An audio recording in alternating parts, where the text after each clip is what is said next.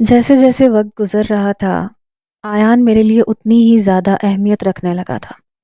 روز مجھ سے فون پہ بات کرتا اور مجھے بھی اس سے فون پہ بات کرنے کی عادت ہو گئی تھی۔ وہ ہر بات کا مشورہ مجھ سے لیتا تھا۔ اس کا سیکنڈ سیمسٹر شروع ہونے والا تھا اور وہ کافی چپ چپ سا تھا۔ میں نے کہا تم چپ چپ کیوں ہو؟ بات کیوں نہیں کر رہے؟ تو کہنے لگا یار کیا بات کروں، بہت پریشان ہوں، پتہ نہیں ابا کو کیا ہوا ہے، میری خرچی بالکل بند کر دی ہے، کہتے ہیں کہ پڑھائی چھوڑو اور دکان پہ بیٹھو ورنہ اپنا انتظام کہیں اور کر لو۔ اب سیکنڈ سیمسٹر شروع ہو گیا ہے اور میرے پاس کچھ بھی پیسے نہیں ہیں۔ پڑھا رہا ہوں لیکن یونیورسٹی سے ہی اپنے خرچے بھی بہت ہیں، کبھی نوٹس خریدنے پڑ جاتے ہیں، پھر باہر کا کام بھی مجھے ہی کرنا پڑتا ہے۔ کچھ سمجھ نہیں آ رہی کیسے مینیج کروں گا، بس ایک بار اچھی جاب لگ جائے تاکہ یہ سارے مسائل ختم ہوں۔ میں نے کہا تم فکر نہیں کرو، تمہارے سیکنڈ سیمسٹر کی فیس میں بھر دوں گی۔ کہنے لگا نہیں مجھے نہیں چاہیے، مجھے اچھا نہیں لگتا میں بار بار تم سے پیسے مانگوں۔ میں نے کہا ایان کیا ہو گیا تمہیں؟ میں کوئی غیر تھوڑی ہوں، میں نے کیا کرنا ہے اتنے پیسے کما کے؟ اگر تم کچھ بن جاؤ گے تو مجھے اس کی خوشی ہوگی۔ کہنے لگا لیکن میں تمہیں پھر یہ واپس کروں گا، لازمی کروں گا۔ میں نے کہا واپس میں نے کہاں مانگے ہیں، میرا سب کچھ تمہارا ہی تو ہے۔ کہنے لگا مجھے عجیب فیل ہوتا ہے، اچھا نہیں لگتا، ایک مرد ہوتے ہوئے میرا دینے کا حق ہے، مانگنے کا تو نہیں ہے۔ میں نے کہا جب تم کماؤ گے تو دے دینا۔ کہنے لگا یار تم بہت اچھی ہو، تمہارے ہوتے ہوئے مجھے لگتا ہے کہ مجھے کسی اور کی ضرورت ہی نہیں ہے، نہ کسی دوست کی نہ کسی مددگار کی۔ میں نے اس کے اکاؤنٹ میں پیسے ڈال دیے تھے جس سے اس کے سیمسٹر کی فیس بھی ادا ہو جاتی تھی، اس کے اخراجات بھی پورے ہو جاتے تھے۔ آئے دن جب بھی وہ فری ہوتا تھا تو مجھے لینے کے لیے گھر آ جاتا تھا، میں بھی اس کے پیچھے بیٹھ کے ساحل سمندر چلی جاتی، ہم گھنٹوں باتیں کرتے تھے۔ اب تو مجھے یہ بھی پرواہ نہیں تھی کہ لوگ مجھے کن نظروں سے دیکھ رہے ہیں، میں نے طوطے کی طرح چشم پوشی اختیار کر لی تھی۔ اس دن میں بہت خوش تھی جس دن آیان کی تعلیم مکمل ہو چکی تھی، وہ بہت اچھے نمبروں سے پاس ہوا تھا، اب اسے نوکری کی تلاش تھی۔ میں بھی تیار تھی کہ جیسے ہی نوکری لگے میں اس سے شادی کر لوں گی۔ ویسے ہی 3 سال گزر چکے تھے، اب میں اپنے چہرے کو فریش رکھنے کے لیے پارلر جانے لگی تھی، اپنے بالوں کی کٹنگ ایسے کرواتی کہ میری عمر کم لگے، فیشل کرواتی تاکہ زیادہ خوبصورت لگ سکوں، لیکن بڑھتی ہوئی عمر کے آثار میرے چہرے پہ نظر آنے لگے تھے۔ دوسری جانب آیان اور بھی زیادہ اسمارٹ اور خوبصورت دکھنے لگا تھا۔ پچھلے چند مہینے سے جاب ڈھونڈ رہا تھا لیکن جاب نہیں مل رہی تھی، اکثر پیٹرول کے پیسے مجھ سے لے کے جاتا تھا۔ میں خود بھی بہت دعائیں کر رہی تھی کہ اس کی جاب لگ جائے۔ پھر میں نے اپنے باس سے ہی بات کی کہ میرا ایک کزن ہے، اسے جاب کی ضرورت ہے۔ ان دنوں باس بھی ایک ایسے ہی نوجوان کی تلاش میں تھے، اس لیے انہوں نے کہا کہ آپ اپنے کزن کو بلا لیں، میں انٹرویو لے لیتا ہوں۔ یوں سمجھیں کہ آیان کی جاب بھی میری وجہ سے ہی لگی تھی۔ جیسے اس کی جاب لگی مجھے انتظار تھا کہ اب وہ کہے گا کہ میں اپنے گھر والوں کو رشتے کے لیے لاتا ہوں، ہم شادی کر لیں گے، لیکن 3 مہینے گزر چکے تھے، اس نے مجھ سے ایسا کچھ نہیں کہا۔ ہاں یہ تھا کہ آفس جاتے ہوئے وہ مجھے گھر سے پک کرتا تھا، واپسی پہ مجھے گھر چھوڑتا تھا۔ آفس کے دوران بھی اسے کوئی مشکل پیش آتی تو فوراً میرے پاس آ جاتا تھا، مجھ سے پوچھنے لگتا تھا۔ میں کافی سالوں سے آفس میں ہی کام کر رہی تھی، اس لیے میں سینئر ہو چکی تھی، میں اسے بتا بھی دیتی تھی، لیکن اب لوگ باتیں کرنے لگے تھے۔ آیان کسی کا بھی لحاظ نہیں کرتا تھا، وہ بلا جھجک میرے کمرے میں داخل ہو جاتا، مجھ سے باتیں کرنے لگتا، کرسی پہ بڑے آرام سے بیٹھ جاتا، فائل میرے پاس پھینک دیتا۔ یار یہ تو سمجھ ہی نہیں آ رہی، بتاؤ کیسے کروں؟ باس کو خوش بھی تو کرنا ہے نا تاکہ میری نوکری پکی رہے۔ میں اسے ساتھ ساتھ سمجھاتی رہتی تھی، کافی حد تک اس کا کام میں ہی کرتی تھی۔ آفس میں چہمگوئیاں ہونے لگی کہ آیان کا صباحت میڈم کے ساتھ کوئی چکر چل رہا ہے۔ کوئی کہتا تھا مس صباحت کو شرم نہیں آتی، اپنی عمر سے اتنے چھوٹے لڑکے کے ساتھ محبت کی پینگیں بڑھا رہی ہیں۔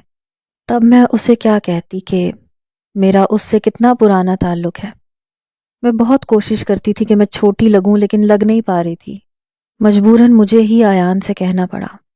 میں نے کہا کہ اب تو تمہاری نوکری لگ گئی ہے تو تم اپنے گھر والوں کو کب لاؤ گے؟ کہنے لگا ہاں لے آؤں گا، ابھی پہلے تمہارا قرضہ تو اتار دوں۔ میں نے کہا نہیں، مجھے پیسوں کی ضرورت نہیں ہے، میں نے کب تم سے پیسے مانگے ہیں؟ لیکن دیکھو نا، لوگ باتیں کرنے لگے ہیں۔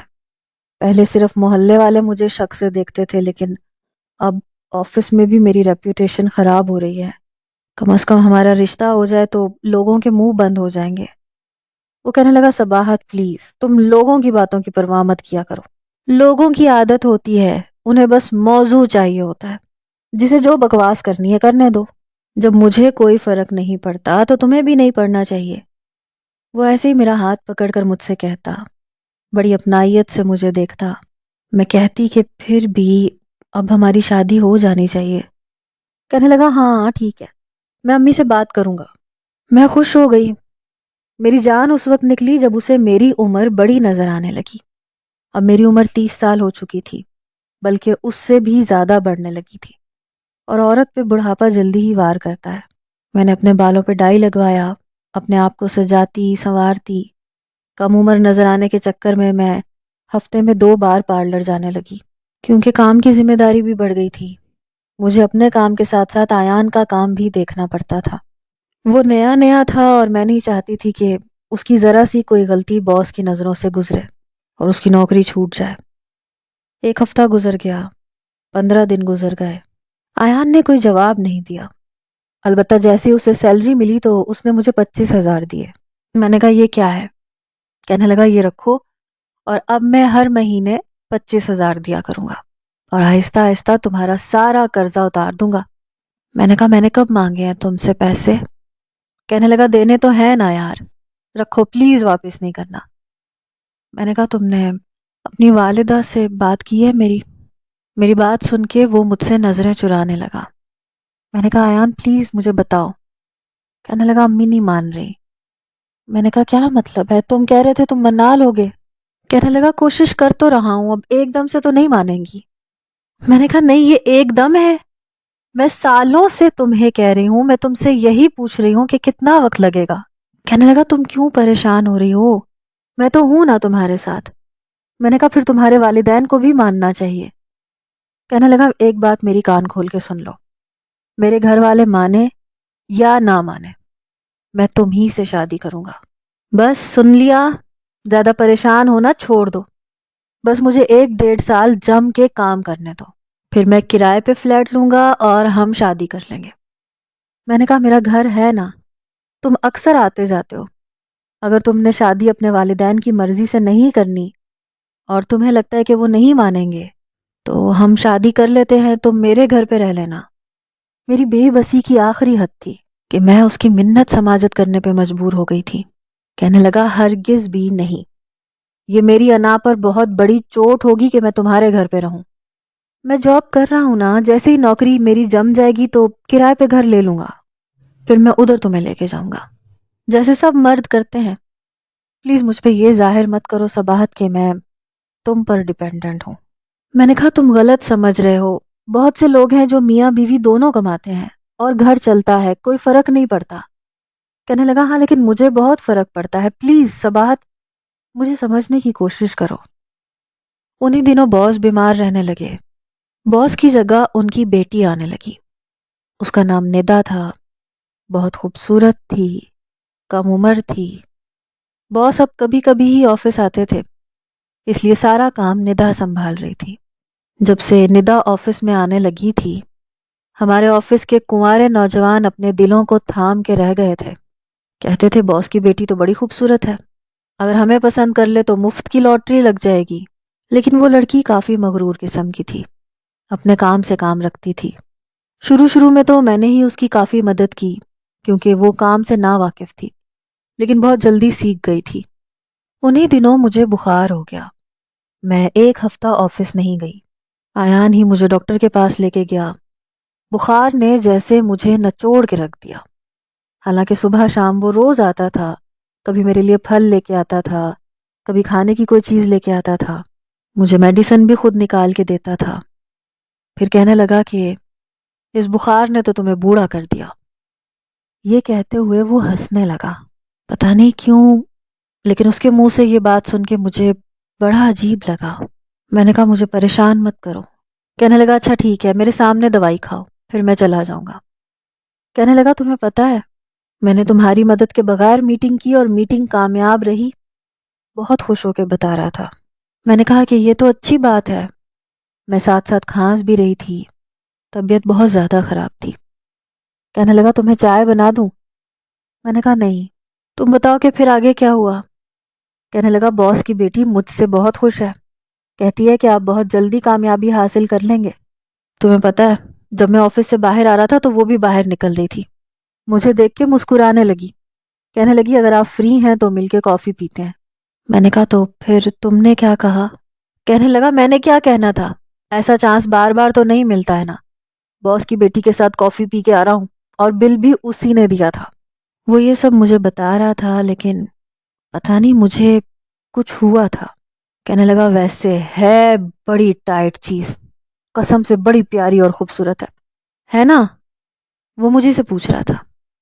پہلی بار میں نے اس کے منہ سے اپنے علاوہ کسی اور لڑکی کی تعریف سنی تھی، شاید اس لیے میں اسے اب بوڑھی لگنے لگی تھی۔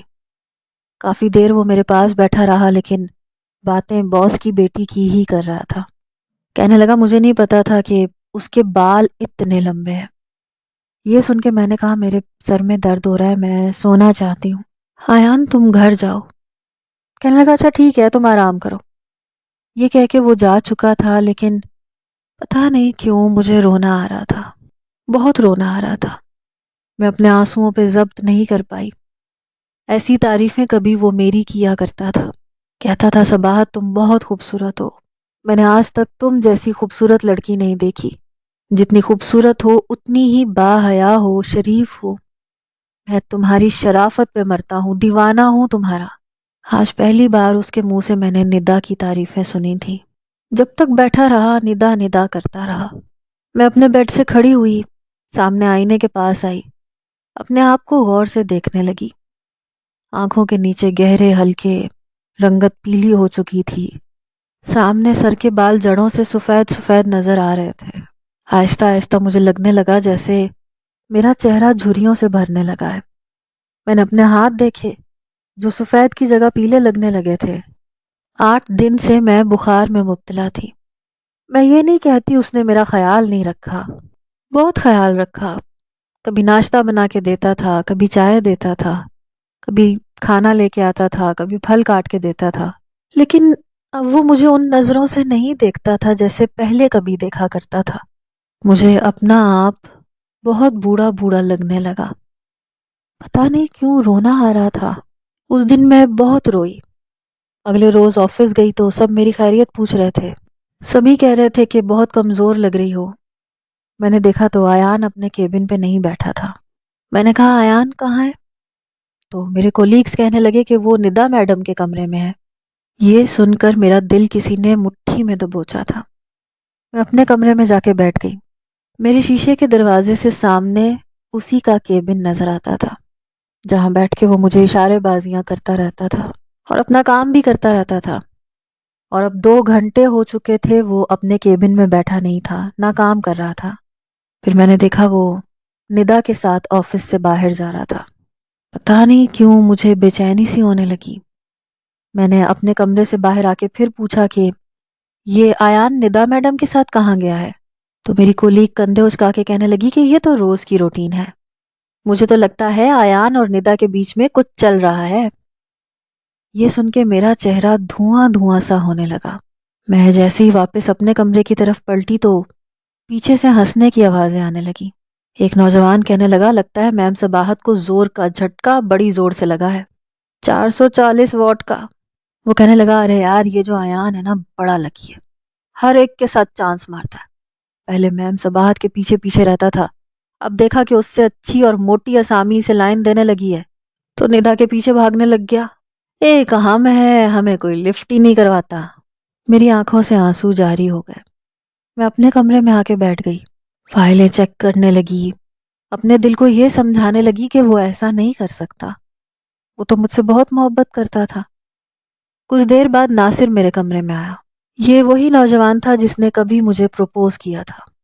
کہنے لگا یار صباحت یہ فائل تم کر لو گی، میرا بیٹا بہت بیمار ہے، میں نے اسے ڈاکٹر کے پاس لے کے جانا ہے۔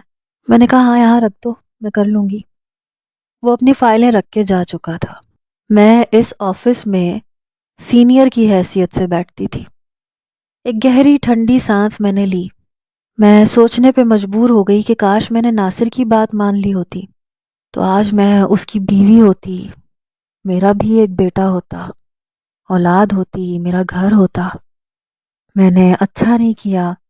آیان کی بچکانہ باتوں میں آ گئی۔ اب میں اسے بوڑھی لگنے لگی تھی۔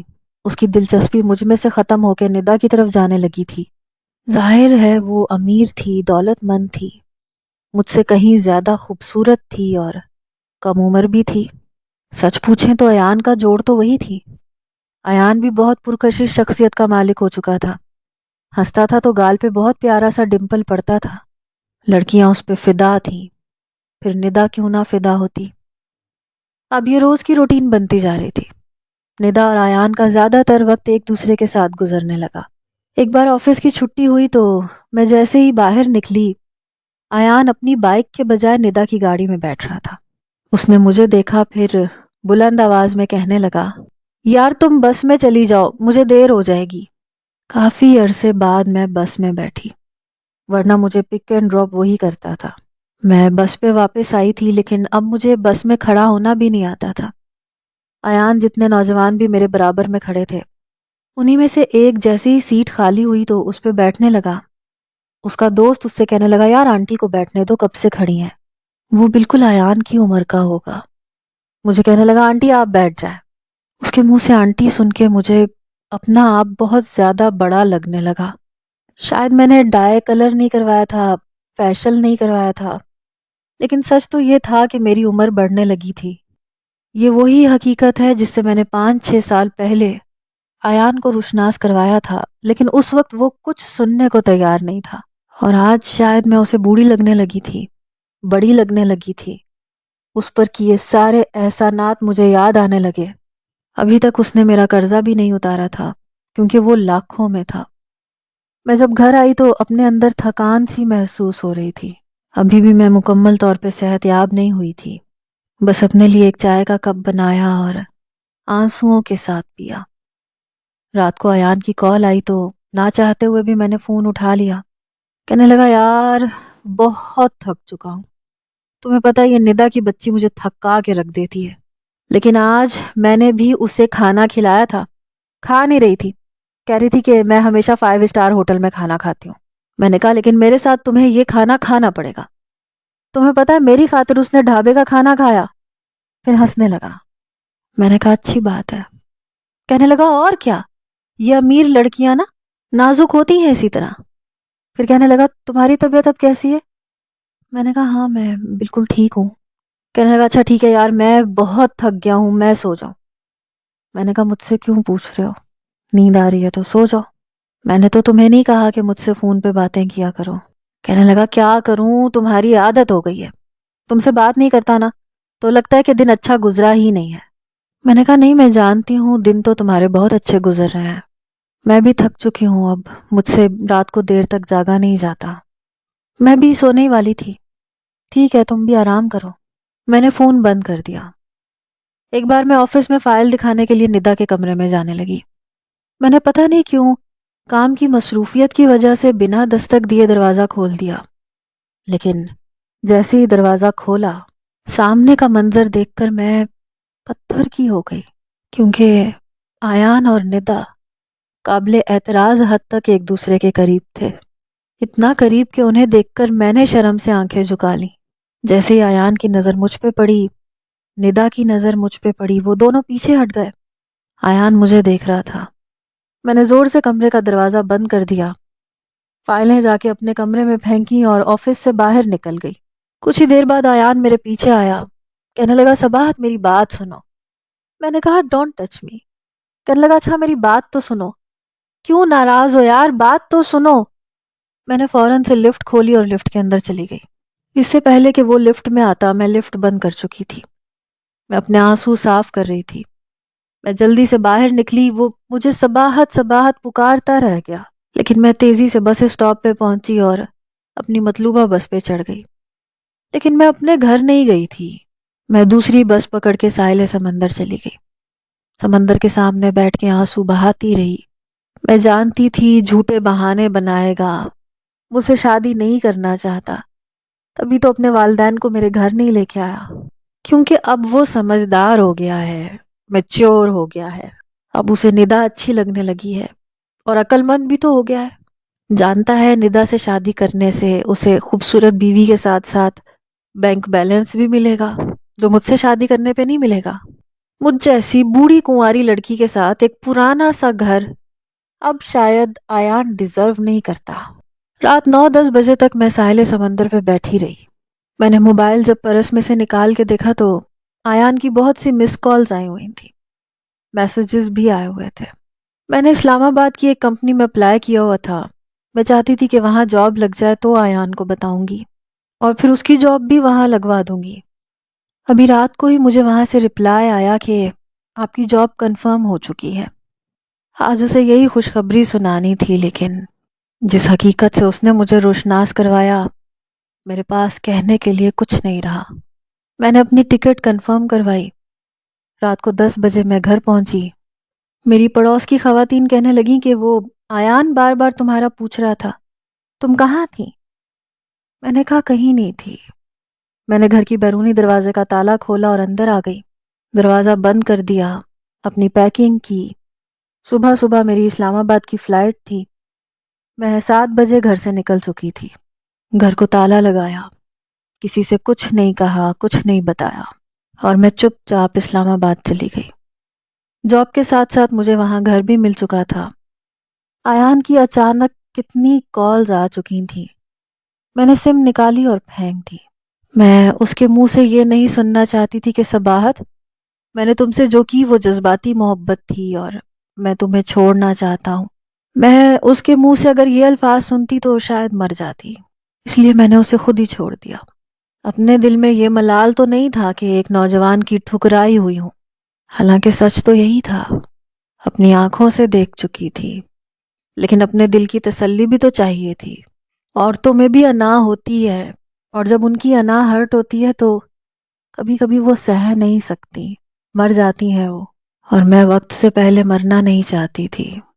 دن تو کام میں گزر جاتا تھا، لیکن جیسے ہی رات کے 10 بجتے تھے میرا دل بے چین ہونے لگتا تھا، کیونکہ روزانہ رات 10 بجے وہ مجھے کال کرتا تھا، کئی سالوں سے کر رہا تھا، مجھ سے باتیں کرتا تھا اور میرے دن بھر کی تھکان اس کی باتوں سے ختم ہو جاتی تھی۔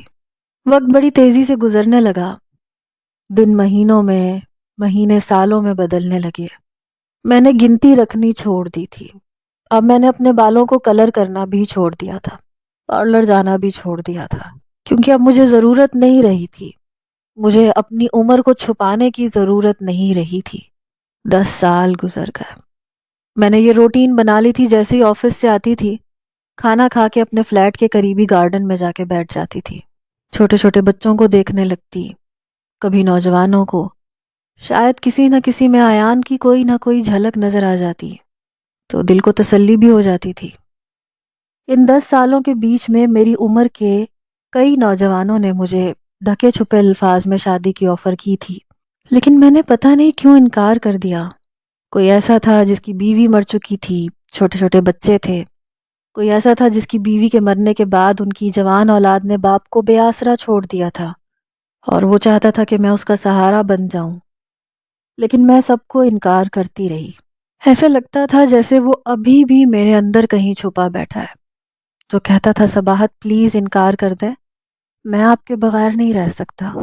میں جانتی تھی وہ ندا سے شادی کر چکا ہوگا، اس کے بچے بھی ہوں گے، لیکن شاید وہ میرا آیان نہیں تھا۔ میرا آیان ابھی بھی میرے اندر زندہ تھا، وہ ابھی بھی مجھ سے محبت کرتا تھا۔ شاید میں پاگل ہو گئی تھی اپنے اسی آیان کی محبت میں، اور اس کی باتوں کو اپنی زندگی کا اثاثہ سمجھ کر ان میں جینے لگی تھی۔ اب تو اسلام آباد کے اس آفس میں بھی میں سینئر کی حیثیت سے کام کر رہی تھی۔